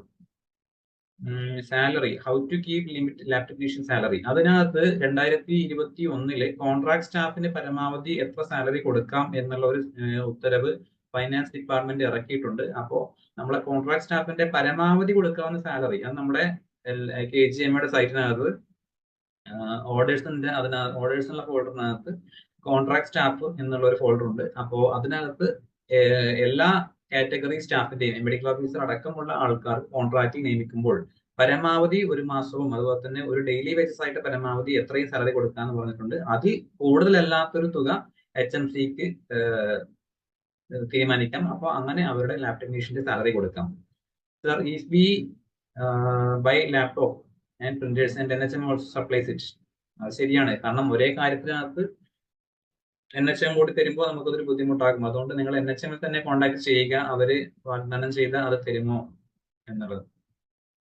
ഇ ഹെൽത്തിന്റെ AMC LHCD നിന്നും എടുക്കാമെന്നാണ് LHCDയുടെ DHSന്റെ സർക്കിളിനകത്തുള്ളത്. അതുകൊണ്ട് ഇ ഹെൽത്തിന്റെ AMCയും ഇ ഹെൽത്തിന്റെ ഇന്റർനെറ്റ് കണക്ടിവിറ്റിയും എടുക്കാം. ഹെൽത്ത് ഗ്രാന്റിന് എടുക്കാൻ പറ്റുമോ എന്നുള്ളത് ആണ് ചോദിച്ചിരിക്കുന്നത്. ഹെൽത്ത് ഗ്രാന്റിന്റെ റിക്കറിംഗ് എക്സ്പെൻഡിച്ചർ എന്തൊക്കെയാണ് എന്നുള്ളതിനകത്ത് ഒരു ക്ലാരിഫിക്കേഷൻ വരണം. എന്നിട്ട് മാത്രം ഹെൽത്ത് ഗ്രാന്റിന് എടുത്താൽ മതി. കാരണം ഹെൽത്ത് ഗ്രാന്റ് LHCDക്കാണ് കൊടുത്തതെങ്കിലും നമുക്കറിയാം അത് സെൻട്രൽ ഫൈനാൻസ് കമ്മീഷൻ ഗ്രാന്റ് ആണ്. അതിന് സെൻട്രൽ ഫൈനാൻസ് കമ്മീഷൻ്റെതായിട്ടുള്ള റൂൾസ് ഉണ്ട്. ചിലപ്പോൾ അത് AG വരെ വന്നിട്ട് ഓഡിറ്റ് ചെയ്യും. അതുകൊണ്ട് സെൻട്രൽ ഫൈനാൻസ് കമ്മീഷൻ ഗ്രാന്റിൽ നിന്നും എന്തെങ്കിലും ചിലവാക്കുമ്പോൾ കൃത്യമായിട്ട് അതിന്റെ റൂൾസ് നോക്കിയിട്ട് തന്നെ ചെയ്യുക. സ്റ്റേഷനറി രജിസ്റ്റേഴ്സ് മേടിക്കാനാണെങ്കിൽ സ്റ്റേഷനറി ഡിപ്പാർട്ട്മെന്റ് ആണ് നമ്മൾക്ക് അത് ചെയ്തു തരേണ്ടത്. അപ്പോ സ്റ്റേഷനറിയും രജിസ്റ്റേഴ്സിനും അത് നമ്മുടെ സ്റ്റേഷനറി ഡിപ്പാർട്ട്മെന്റിൽ നിന്നും അതിന്റെ NIC വാങ്ങിക്കണം. ആ NIC വാങ്ങിച്ചു കഴിഞ്ഞാൽ യഥാർത്ഥത്തിൽ നമ്മളെ കണ്ടിജന്റ് ഫണ്ട് ഉപയോഗിച്ചിട്ട് നമ്മുടെ LHCD നിന്ന് എടുക്കുകയാണ് വേണ്ടത്. പക്ഷേ HMC ഫണ്ടിൽ നിന്നും അത് വാങ്ങിക്കുന്നതിനകത്തും തെറ്റില്ല. Palliative driver posted from panchayat through project. പക്ഷെ പാലിയേറ്റീവ് ഡ്രൈവറിനെ ഏത് പ്രൊജക്ട് വഴിയാണ് എന്നുള്ളത് നോക്കേണ്ടി വരും. ആരാണ് അപ്പോയിന്റ്മെന്റ് അതോറിറ്റി എന്നുള്ളത്. ഇംപ്ലിമെന്റിംഗ് ഓഫീസർ ആണ് അതിന്റെ അപ്പോയിന്റ്മെന്റ് അതോറിറ്റി ആയിട്ട് വരിക. 1 ഡോക്ടർ 1 പാരാമെഡിക്കൽ സ്റ്റാഫ് കൂടാതെ ലാബ് ടെക്നീഷ്യന് സബ്സിഡിയറി ഗൈഡ് ലൈൻ പ്രകാരം പ്രൊജക്ട് വെക്കാൻ പറ്റുമോ? അതായത് നമ്മുടെ സബ്സിഡി ഗൈഡ് ലൈൻസ് പറയുന്നത് വെച്ച് കഴിഞ്ഞാൽ NHM വഴിയോ അല്ലെങ്കിൽ മറ്റു രീതിയിലോ ഒരു ലാബ് ടെക്നീഷ്യനെ നിയമിക്കാൻ പറ്റാത്ത സാഹചര്യം ഉണ്ട് എങ്കിൽ അവിടെ ഒരു ലാബ് ടെക്നീഷ്യനെ വെക്കാം എന്നുള്ളതാണ്. അപ്പോ LHCD പ്രൊജക്ട് വഴി ഒരു ഡോക്ടറിനെയും ഒരു പാരാമെഡിക്കൽ സ്റ്റാഫിനെയും നമ്മൾ വെച്ച് കഴിഞ്ഞാൽ അടുത്ത ലാബ് ടെക്നീഷ്യനെ NHMലും നമ്മളെ DMOയിലും ഒരു റിക്വസ്റ്റ് അയക്കണം. ഇവിടെ ഒരു ലാബ് തുടങ്ങാനുണ്ട്, അതുകൊണ്ട് ഇവിടെ ഒരു ലാബ് ടെക്നീഷ്യനെ പോസ്റ്റ് ചെയ്യണം എന്നുള്ളത്. ചിലപ്പോൾ മറുപടി ഒന്നും വരില്ലായിരിക്കും. നമുക്കൊരു ഒരാഴ്ചയോ 2 ആഴ്ചയോ കഴിഞ്ഞ് നമ്മൾ കൊടുത്ത ആ റിക്വസ്റ്റിന്റെ ഓഫീസ് കോപ്പിയിൽ നമുക്കൊരു നോട്ട് എഴുതി വെക്കാം. NHMലും അതുപോലെ തന്നെ DMOയിലും അന്വേഷിച്ചു, നിലവിൽ ഈ രീതിയിൽ ഇവിടെ ലാബ് ടെക്നീഷ്യനെ പോസ്റ്റ് ചെയ്യാൻ സാധിക്കില്ല, അതുകൊണ്ട് ഒരു പ്രൊജക്ട് വഴി നമ്മൾ ഒരാൾ നിയമിക്കുന്നു എന്നുള്ള രീതിയിൽ വെക്കുകയാണെങ്കിൽ, കാരണം അതിനകത്ത് പറഞ്ഞിരിക്കുന്ന സബ്സിഡി ഗൈഡ്ലൈൻസിൽ പറഞ്ഞിരിക്കുന്ന ക്ലോസ് എന്ന് വെച്ച് കഴിഞ്ഞാൽ NHM വഴിയോ മറ്റു രീതിയിലോ ലാബ് ടെക്നീഷ്യനെ വെക്കാൻ പറ്റുന്നില്ല എങ്കിൽ വെക്കാമെന്നാണ്. അത് ഫുൾഫിൽ ചെയ്യും എന്ന് നമ്മൾ നോക്കുക. Palliative nurse took leave for 6 months, rejoin a request given but does not have new guidelines qualifications. Panchayat gave instruction to make her rejoin, so hard to make her join. Is it okay? അതായത് ആ ഒരു ഉത്തരവ് എനിക്കൊന്ന് കഴിഞ്ഞ ഒക്ടോബറിലാണ് വന്നതെന്ന് തോന്നുന്നു. അവരെ പിരിച്ചുവിടാൻ പാടില്ല എന്നുള്ള രീതിയിലുള്ള ഒരു ഉത്തരവുണ്ട് പാലിയേറ്റീവ് നഴ്സുമാരെ. അതായത് അവർക്കെതിരെ എന്തെങ്കിലും രീതിയിൽ അച്ചടക്ക നടപടി അല്ലാതെ അവരെ പിരിച്ചുവിടാൻ പാടില്ല. ആ ഒരു അത് കോട്ട് ചെയ്ത് അവർ കോടതിയിൽ പോവുകയാണെങ്കിൽ ചിലപ്പോൾ അവർ നമ്മളെ നിയമിക്കേണ്ടി വരും. പിന്നെ ഏറ്റവും പ്രധാനം എന്നുള്ളത് ഇവര് 6 മാസത്തേക്ക് അവർക്ക് ലീവ് കൊടുക്കാനായിട്ട് അവർക്കൊന്നും പറഞ്ഞിട്ടില്ല. അപ്പോൾ സ്വാഭാവികമായിട്ടും ആ സമയത്ത് അവര് നിങ്ങൾ ടെർമിനേറ്റ് ചെയ്യേണ്ടതായിരുന്നു. എന്തുകൊണ്ടാണ് 6 മാസത്തേക്ക് ഒരു ലീവ് കൊടുത്തത് എന്നുള്ളത് നിങ്ങൾ നോക്കേണ്ടിയിരിക്കും. എന്ത് ലീവാണ് കൊടുത്തത് എന്ന് നോക്കിയിട്ട് മാത്രം റീജോയിൻ ചെയ്യിപ്പിക്കുക. ഓക്കെ, ആ റീക്യൂപ്പ് ചെയ്യാൻ പറ്റാത്ത കാര്യത്തിൽ DHS കത്ത് നൽകിയിട്ടുണ്ട്, നല്ല കാര്യമാണ്.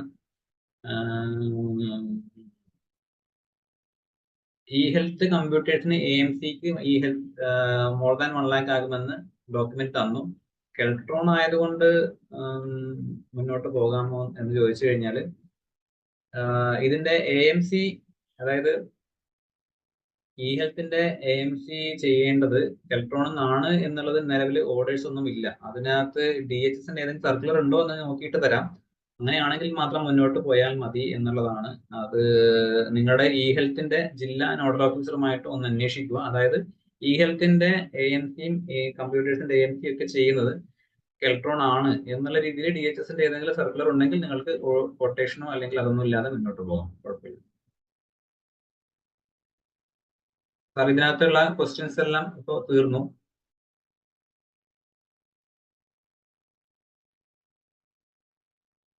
സാർ മ്യൂട്ടാണ്. വളരെ എക്സോസ്റ്റീവ് ആയിട്ടുള്ള ക്ലാസ് ആണ്. നേരത്തെ പറഞ്ഞ മാതിരി ഓരോ സ്ലൈഡും ഓരോ ക്ലാസ് എടുക്കാനുള്ളതാണ്. ഓരോരുത്തർക്കും ഓരോ ഒബ്ജക്ഷൻ വരുമ്പോഴേ അതിന്റെ പ്രശ്നങ്ങൾ മനസ്സിലാകുള്ളൂ. ഞാൻ PSC ജോയിൻ ചെയ്ത സമയത്ത് ഇങ്ങനെ ഒരു പുതിയ PSC ആയിരുന്നു. അപ്പൊ എനിക്കൊന്നും അറിയില്ലായിരുന്നു. അപ്പൊ ഞാൻ DMOയോട് പറഞ്ഞു കഴിഞ്ഞപ്പോൾ അവിടുത്തെ DMO ചെയ്തെന്ന് വെച്ചിട്ടുണ്ടെങ്കിൽ ഒരു ഓഡിറ്റ് ഒബ്ജക്ഷൻ വിട്ടിട്ട് ഒരു 50 പേജിന്റെ ഓഡിറ്റ് ഒബ്ജക്ഷൻ എഴുതി തന്നു.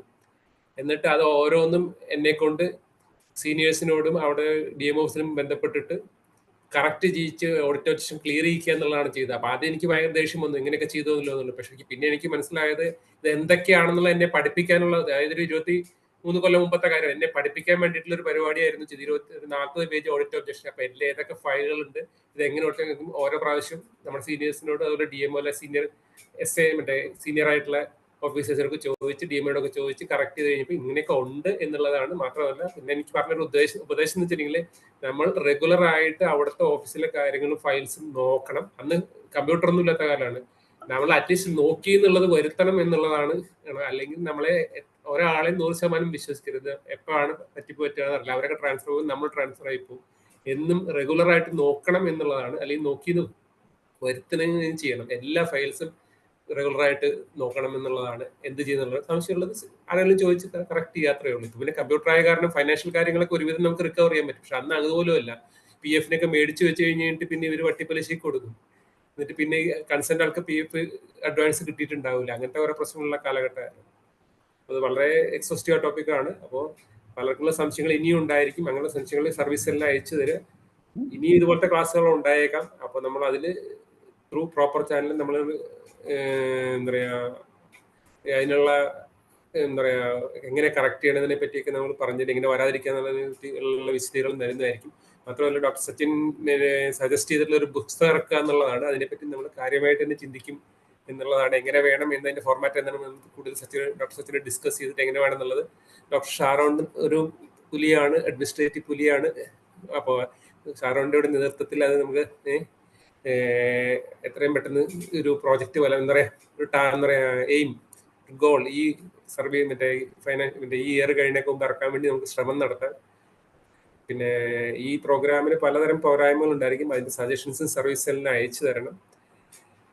ഇത്രയും പറഞ്ഞുകൊണ്ട് ഈ വൈകിയ വേളയിൽ ഞാൻ ഡോക്ടർ അഭിലാഷിനെ നന്ദി പറയാനായിട്ട് ക്ഷണിക്കുന്നു. ഡോക്ടർ അഭിലാഷ്. എല്ലാവർക്കും നമസ്കാരം. KGMOയുടെയും KGMA സർവീസ് സെല്ലിന്റെയും ഏറ്റവും പുതിയ ഉദ്യമമായ KGMO സർവീസ് സഹായിയുടെ 3ാമത്തെ സെഷനാണ് ഇപ്പോൾ അവസാനിച്ചിരിക്കുന്നത്. ഒരു സമയത്ത് ഏകദേശം 200ഓളം പേര് മെമ്പേഴ്സ് ക്ലാസ് അറ്റൻഡ് ചെയ്തതായിട്ട് കാണാൻ സാധിച്ചു. എനിക്ക് തോന്നുന്നു ഈ ടോപ്പിക്ക് തന്നെ ആയിരിക്കണം അതിൻ്റെ ഒരു കാരണം. നമ്മൾ ഓരോരുത്തരും ഓരോ മെമ്പേഴ്സും പേടിയോടുകൂടി കേൾക്കുന്ന കാര്യങ്ങളാണ് ഓഡിറ്റ് ഒബ്ജക്ഷനും അതുപോലെ തന്നെ ലയബിലിറ്റിയും എല്ലാം. അപ്പോൾ ഏതൊരു ക്ലാസ്സിലും സംഭവിക്കുന്ന പോലെ തന്നെ ഒരു നല്ലൊരു പോയിന്റ് ഈ ഒരു ക്ലാസ്സിൽ നിന്ന് കിട്ടിയിട്ടുണ്ടെങ്കിൽ ഈ ക്ലാസ് ഒരു വിജയമാണെന്നാണ് എൻ്റെ ഒരു അഭിപ്രായം.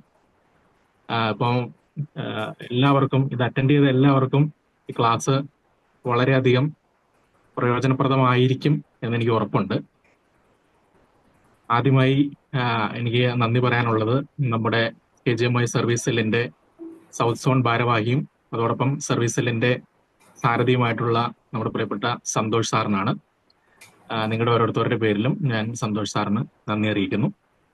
അടുത്തതായി നന്ദി അറിയിക്കാനായിട്ടുള്ളത് സ്വാഗതം ആശംസിച്ച നമ്മുടെ സർവീസിൽ തന്നെ സ്വന്തം ഡോക്ടർ ഷാരോണിനാണ്. സാറിന് എല്ലാവരുടെയും പേരിലും ഞാൻ നന്ദി അറിയിച്ചുകൊള്ളുന്നു. അടുത്തതായിട്ട് നന്ദി അറിയിക്കാനായിട്ടുള്ളത് നമുക്ക് വേണ്ടി ഈ സെഷൻ കൈകാര്യം ചെയ്ത നമ്മുടെ പ്രിയപ്പെട്ട ഡോക്ടർ സച്ചിൻ KC ആണ്, ഡെപ്യൂട്ടി DMO കണ്ണൂർ. ഡോക്ടറെ നേരിട്ട് പരിചയമില്ലെങ്കിലും ഇതിനു മുമ്പ് നിരവധി പ്രാവശ്യം ഫോണിലൂടെയും വാട്സാപ്പിലൂടെയും എല്ലാം സർവീസ് സംബന്ധമായിട്ടുള്ള കാര്യങ്ങൾ ഡൗട്ട് ചോദിക്കാനായിട്ട് കോണ്ടാക്ട് ചെയ്തിട്ടുണ്ട്. തിരക്കാണെങ്കിൽ പോലും പിന്നെ വിളിക്കാമെന്ന് പറയുകയും ഡെഫിനറ്റ് ആയിട്ട് പിന്നെ വിളിക്കുകയും കോണ്ടാക്ട് ചെയ്യുകയും സംശയം ദൂരീകരിച്ച് തരികയും ചെയ്യുന്ന ഒരു വ്യക്തിയാണ് അദ്ദേഹം. പിന്നെ നിങ്ങൾക്ക് എല്ലാവർക്കും അറിയാം, നമ്മളെല്ലാവരും നിരന്തരം യൂസ് ചെയ്തുകൊണ്ടിരിക്കുന്ന നമ്മുടെ ജിയോസിന്റെ ഒരു ഫോൾഡർ ഉണ്ട് ഗൂഗിൾ ഡ്രൈവില്. അത് നമ്മുടെ ഡോക്ടർ സച്ചിനാണ് അത് തയ്യാറാക്കിയിട്ടുള്ളത്. അതുപോലെ തന്നെ നമ്മുടെ KGMOയുടെ സൈറ്റിന്റെ കാര്യം ഡോക്ടർ സച്ചിൻ നേരത്തെ പറയുകയുണ്ടായി. കൂടുതൽ നമ്മൾ ആ സൈറ്റ് ഉപയോഗിക്കണം എന്ന് അദ്ദേഹം പറയുകയുണ്ടായി. അതൊരു വളരെ സുപ്രധാനമായിട്ടുള്ളൊരു കാര്യമാണ്. നമ്മളാരും അതങ്ങനെ മൈൻഡ് ചെയ്യാറില്ല. ഇനി ഈ ഒരു ക്ലാസ് കഴിയുന്നതോടുകൂടി എല്ലാവരും പൂർവാധികം ജിജ്ഞാസയോടുകൂടി ആ സൈറ്റ് യൂസ് ചെയ്യും എന്നാണ് എൻ്റെ ഒരു പ്രതീക്ഷ. അപ്പൊ ഈ ഒരു ടോപ്പിക് വളരെ വാസ്റ്റ് ആയിട്ടുള്ള ഒരു ടോപ്പിക്കാണ്. ഒന്നും ആയിട്ടില്ല, നമ്മളതിന്റെ സർഫസ് മാത്രം ഒന്ന് സ്കിം ചെയ്ത് പോയിട്ടേ ഉള്ളൂ. അപ്പോൾ എല്ലാവർക്കും ഉപകാരപ്രദമായ രീതിയിൽ ഈ ക്ലാസ് കൈകാര്യം ചെയ്ത് ഇത്രയും നേരം, അതായത് നമ്മൾ 7:15 തുടങ്ങി ഇപ്പം ഏകദേശം 9:30 കഴിഞ്ഞിരിക്കുകയാണ്. വളരെ നല്ല ക്ലാസ്സാണ്.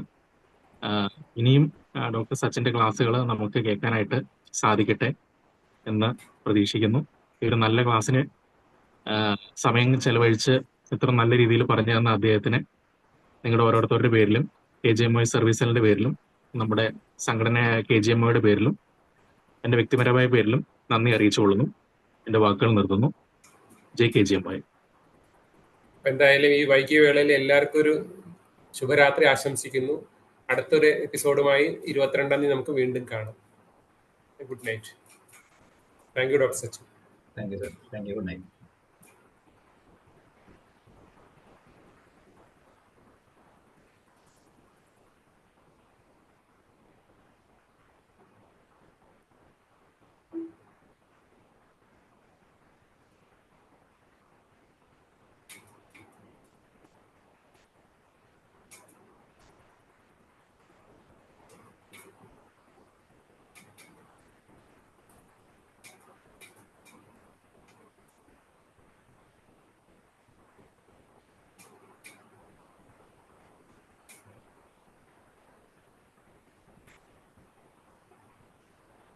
ആരാണ് മറ്റേ അതൊന്ന് അവസാനിപ്പിച്ചേക്കോ? ഇങ്ങനെ ക്ലോസ് ചെയ്യണം ഇങ്ങനെ അറിയില്ല, എനിക്ക് എങ്ങനെയാണെന്ന് ഞാൻ നോക്കിയിട്ടില്ല. അത് എവിടെയാണ്? ശരി ശരി ശരി.